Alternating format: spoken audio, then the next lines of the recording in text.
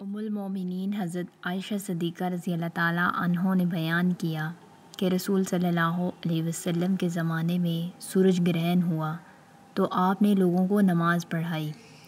پہلے آپ صلی اللہ علیہ وسلم کھڑے ہوئے تو بڑی دیر تک کھڑے رہے، قیام کے بعد رکوع کیا اور رکوع میں بہت دیر تک کھڑے رہے، پھر رکوع سے اٹھنے کے بعد دیر تک دوبارہ کھڑے رہے، لیکن آپ صلی اللہ علیہ وسلم کے پہلے قیام سے کچھ کم، پھر رکوع کیا تو بڑی دیر تک رکوع میں رہے، لیکن پہلے سے مختصر، پھر سجدے میں گئے اور دیر تک سجدے کی حالت میں رہے۔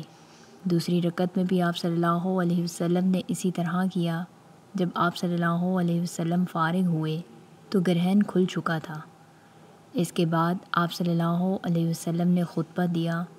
اللہ تعالیٰ کی حمد و ثنا کے بعد فرمایا کہ سورج اور چاند دونوں اللہ کی نشانیاں ہیں اور کسی کی موت و حیات سے ان میں گرہن نہیں لگتا۔ جب تم گرہن لگا ہوا دیکھو تو اللہ سے دعا کرو، تکبیر کہو، نماز پڑھو اور صدقہ کرو۔ پھر آپ صلی اللہ علیہ وسلم نے فرمایا، اے محمد کی امت کے لوگوں، دیکھو اس بات پر اللہ تعالیٰ سے زیادہ غیرت اور کسی کو نہیں آتی کہ اس کا کوئی بندہ یا بندی زنا کرے۔